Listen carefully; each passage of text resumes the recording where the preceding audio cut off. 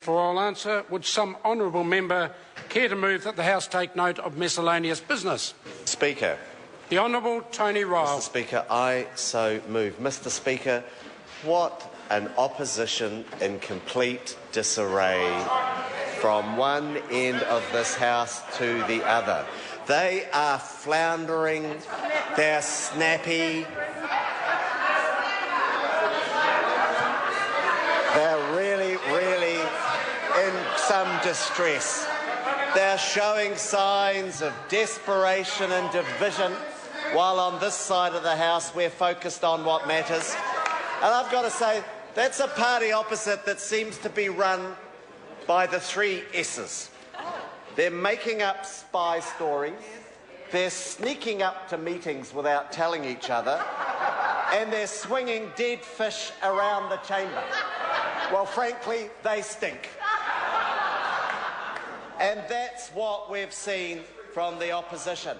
Are they focusing on getting our finances in order? Are they focused on building a competitive, growing economy?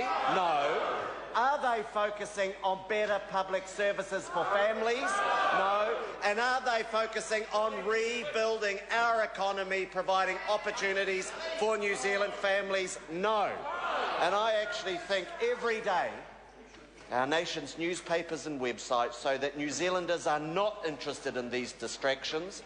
They're seeing through the intensifying grandstanding of the opposition parties, and they understand how well New Zealand is doing in a world where so many nations are struggling. So today I'm going to talk about the things that matter to New Zealand. And one of those things that matter to New Zealand is growing our debt, avoiding international borrowing, and investing in our nation. Controlling our debt, avoiding borrowing, and investing in our nation.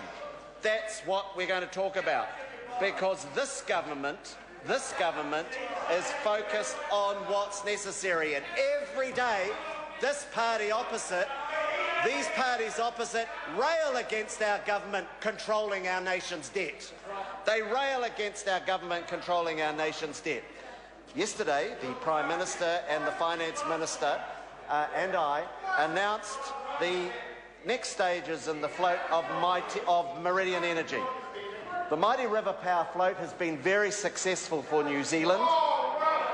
Almost 80,000 first-time shareholders, the largest register of shareholders on the New Zealand stock market, majority New Zealand ownership, and despite the economic vandalism of the parties opposite.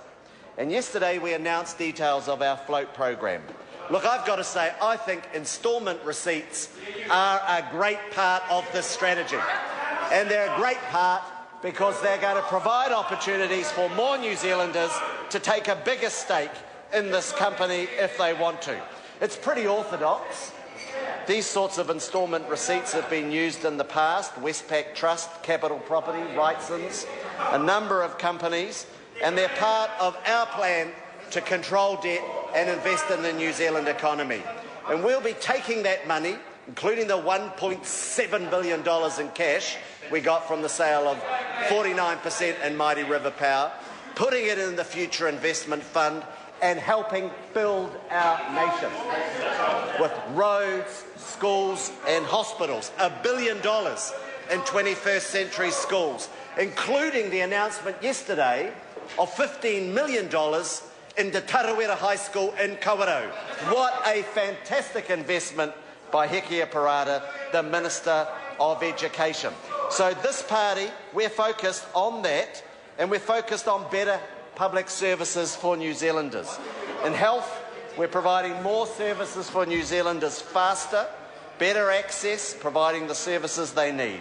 We're also focusing on that big priority of rebuilding Christchurch. It's a huge focus for our government, and it's a really good example of how all our policies have been working together to benefit the people of Christchurch, because the proceeds from the mixed ownership model can be invested and are being invested in rebuilding our nation's second biggest city. And if you just look at the Christchurch Hospital, we're going to invest $426 million from the mixed ownership model. That's money that's come from New Zealand investing the member's time is that expired. company. The question is that the motion be Mr. agreed Speaker. to. Dr. Russell Norman. Thank you.